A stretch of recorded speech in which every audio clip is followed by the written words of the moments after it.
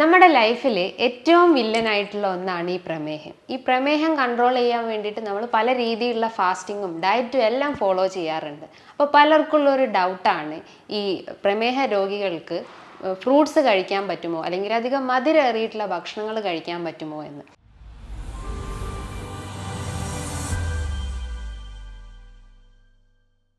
ഞാൻ doctor Juhidas, QNB health കെയറിലെ homeopathic ഫിസിഷ്യനാണ്. ജീവിതശൈലി രോഗങ്ങളിൽ ഏറ്റവും വില്ലനായിട്ടുള്ള ഒന്നാണ് ഈ പ്രമേഹം. ഇതുമൂലം പല രീതിയിലുള്ള കോംപ്ലിക്കേഷൻസ് ഉണ്ടാക്കുന്നു. അതായത് diabetic nephropathy, diabetic neuropathy, diabetic retinopathy പോലത്തെ പല കോംപ്ലിക്കേഷൻസും ഉണ്ടാക്കുന്നു. പല രീതിയിലുള്ള ഡയറ്റുകൾ അവർ ഫോളോ ചെയ്യാറുണ്ട്. ഡയറ്റ് എടുത്തിട്ടും അവർ ഷുഗർ കൺട്രോൾ ചെയ്യുന്നില്ല. ലാസ്റ്റ് ഡേ എനിക്കൊരു പേഷ്യൻ്റിൻ്റെ ഒരു കോൾ വന്നു. ഏകദേശം ഒരു 28-26 വയസ്സുള്ള ഒരാൾക്ക് HbA1c ഏകദേശം ഒരു 15 വന്നിട്ടുണ്ട്. അതായത് റീസെൻ്റ് ആയിട്ട് അവർ HbA1c ചെക്ക് ചെയ്തപ്പം അവർക്കൊരു 15 ആണ്. ഫാസ്റ്റിംഗ് ബ്ലഡ് ഷുഗർ നോക്കിയപ്പോൾ അത് ഏകദേശം ഒരു 300 എബോവ് കാണിക്കുന്നു. ഇതിൻ്റെയൊക്കെ ഒരു കാരണങ്ങൾ എന്ന് പറഞ്ഞു കഴിഞ്ഞാൽ അവർ കൂടുതലായിട്ട് കൊഴുപ്പേറിയ ഭക്ഷണങ്ങൾ കഴിക്കുന്നു, അല്ലെങ്കിൽ കൂടുതൽ മധുര പലഹാരങ്ങൾ കഴിക്കുന്നു. ഇതിനോടൊപ്പം തന്നെ വ്യായാമം ഇല്ലാത്തൊരവസ്ഥ വരുന്നു. അതുമൂലം അവരുടെ ശരീരത്തിൽ കൊഴുപ്പടിയും അല്ലെങ്കിൽ വെയിറ്റ് കൂടി വരുന്ന ഒരു കണ്ടീഷൻ ആവുന്നു. അപ്പം നമ്മൾ തുടക്കത്തിൽ തന്നെ ഈ ഒരു പ്രമേഹത്തെ നമ്മൾ കൺട്രോൾ ചെയ്യാൻ ശ്രമിച്ചു കഴിഞ്ഞാൽ പല കോംപ്ലിക്കേഷൻസ് നമുക്ക് കൺട്രോൾ ചെയ്യാൻ പറ്റുന്നതാണ്. അപ്പോൾ പലർക്കുള്ളൊരു ഡൗട്ടാണ് ഈ പ്രമേഹ രോഗികൾക്ക് ഫലങ്ങൾ കഴിക്കാൻ പറ്റുമോ, അല്ലെങ്കിൽ അധികം മധുരേറിയിട്ടുള്ള ഫ്രൂട്ട്സ് എല്ലാം കഴിക്കാൻ പറ്റുമോ, അല്ലെങ്കിൽ എന്തൊക്കെ ഫ്രൂട്ട്സ് ആണ് ഗ്ലൈസിമിക് ഇൻഡെക്സ് കുറഞ്ഞിട്ടുള്ള ഭക്ഷണങ്ങൾ, അല്ലെങ്കിൽ ധാന്യങ്ങൾ അവർക്ക് എടുക്കാൻ പറ്റുമോ എന്ന് ചോദിക്കാറുണ്ട്. അപ്പോൾ പ്രമേഹത്തിനെ നമുക്ക് കൺട്രോൾ ചെയ്യാൻ വേണ്ടിയിട്ട് നമ്മൾ ശ്രദ്ധിക്കേണ്ടത്, നമ്മൾ ഒരു ബാലൻസ് ഡയറ്റാണ് അവിടെ മെയിൻറ്റെയിൻ ചെയ്യേണ്ടത്. ബാലൻസ് ഡയറ്റ് എന്ന് പറയുമ്പോൾ ഒരു ഈക്വൽ എമൗണ്ട് ആയിട്ടുള്ള കാർബോഹൈഡ്രേറ്റ്, പ്രോട്ടീൻസ്, ഫാറ്റ് ഇതെല്ലാം ഒരു ഈക്വലി നമ്മൾ ബാലൻസ് ചെയ്ത് കൊണ്ടുപോയാലും നമുക്ക് ഇത്തരം പ്രമേഹത്തെ കൺട്രോൾ ചെയ്യാൻ പറ്റുന്നതാണ്. അപ്പോൾ നമ്മൾ ശ്രദ്ധിക്കേണ്ട ഒരു കാര്യങ്ങളെന്ന് പറഞ്ഞു കഴിഞ്ഞാൽ എപ്പോഴും ഗ്ലൈസിമിക് ഇൻഡെക്സ് കുറഞ്ഞ ഭക്ഷണങ്ങൾ എടുക്കാൻ ശ്രമിക്കുക. ഗ്ലൈസിമിക് ഇൻഡെക്സ് എന്ന് പറയുമ്പോൾ നമ്മുടെ രക്തത്തിൽ പഞ്ചസാരേൻ്റെ അളവ് കൂട്ടുന്ന ഒരു കണ്ടീഷനെയാണ് ഗ്ലൈസിമിക് ഇൻഡെക്സ് എന്ന് പറയുന്നത്. അപ്പം ഗ്ലൈസിമിക് ഇൻഡെക്സ് കുറഞ്ഞ ഭക്ഷണങ്ങൾ എന്ന് പറയുമ്പോൾ നമുക്ക് റൈസ് വിഭാഗത്തിൽപ്പെടുന്നതാണ് ബ്രൗൺ റൈസ്. നമ്മളെ മലയാളികളുടെ ഒരു സ്റ്റേപ്പിൾ ഡയറ്റാണ് ഈ റൈസ് എന്ന് പറയുന്നത്. അതായത് നമ്മൾ ഇന്നത്തെ ഒരു ജനറേഷൻ എന്നോ അല്ലെങ്കിൽ ഇന്ന് കോമൺലി യൂസ് ചെയ്യുന്ന ഒന്നാണ് വൈറ്റ് റൈസ്.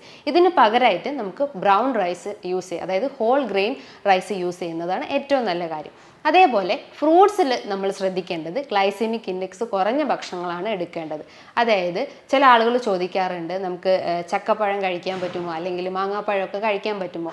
ഇതിൻ്റെ അകത്തൊക്കെ ഒരുപാട് ഗ്ലൈസെമിക് ഇൻഡെക്സ് കൂടുതലാണ്. അതായത് ഏകദേശം ഒരു 60 എബോവ് അല്ലെങ്കിൽ ഒരു 55 എബോവ് ആണ് ഗ്ലൈസെമിക് ഇൻഡെക്സ് ഉള്ളത്. ഗ്ലൈസെമിക് ഇൻഡെക്സിനെ ലോ, മോഡറേറ്റ്, ഹൈ എന്ന രീതിയിൽ 3 ടൈപ്സ് ആയിട്ട് ക്ലാസിഫൈ ചെയ്തിട്ടുണ്ട്.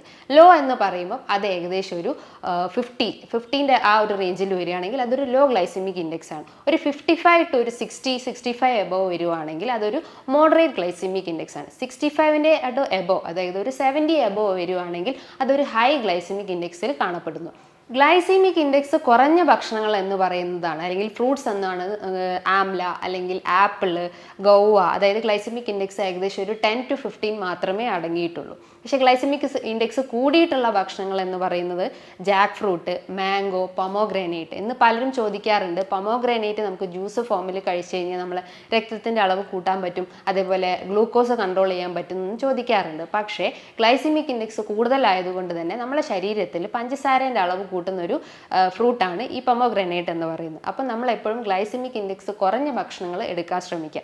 അതേപോലെ തന്നെയാണ് നമ്മൾ സീഡ്സ് ഒക്കെ എടുക്കുമ്പോൾ അതിൻ്റെ അകത്തും പൊതുവേ ഗ്ലൈസെമിക് ഇൻഡെക്സ് കുറവാണ്. അതായത് ബ്രസീൽ നട്ട്, വാൽനട്ട്, ബദാം പോലത്തെ സീഡ് ഐറ്റംസും നമ്മളെ ഡയറ്റിൽ ഉൾപ്പെടുത്തുന്നത് നല്ല കാര്യമാണ്.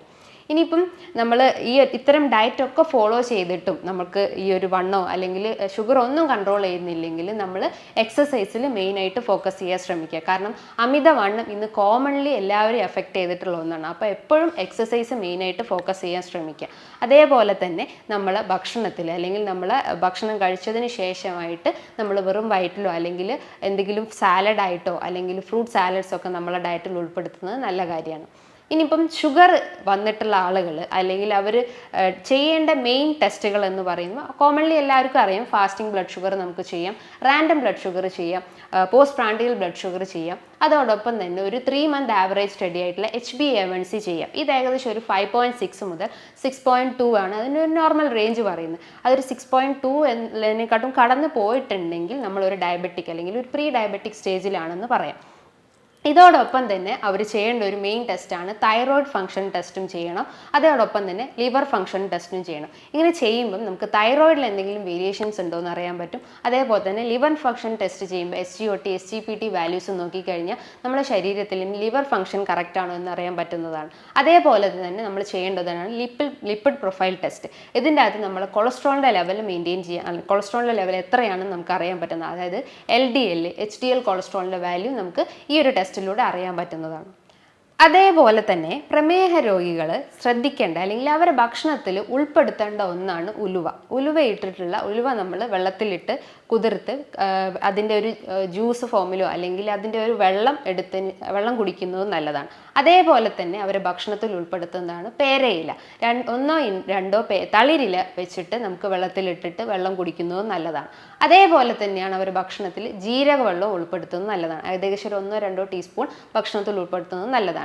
അതേപോലെ തന്നെ ചെറുധാന്യങ്ങൾ അവരുടെ ഭക്ഷണത്തിൽ ഉൾപ്പെടുത്തുന്നത് നല്ലതാണ്. ചെറുധാന്യങ്ങൾ എന്ന് പറയുമ്പോൾ റാഗി, മുത്താറി, ചാമയരി, തിന പോലത്തെ ചെറു മില്ലറ്റ്സ് അല്ലെങ്കിൽ ധാന്യങ്ങൾ ഉൾപ്പെടുത്തുന്നത് നല്ല കാര്യമാണ്. ഇങ്ങനെ ചെയ്യുമ്പം അവർ ശരീരത്തിൽ ഉണ്ടാകുന്ന കൊഴുപ്പിനെ അവർക്ക് കൺട്രോൾ ചെയ്യാൻ പറ്റുന്നതാണ്. അതോടൊപ്പം തന്നെ ഷുഗറിൻ്റെ ലെവൽ നമുക്ക് റെഡ്യൂസ് ചെയ്യാൻ സഹായിക്കുന്നതാണ്.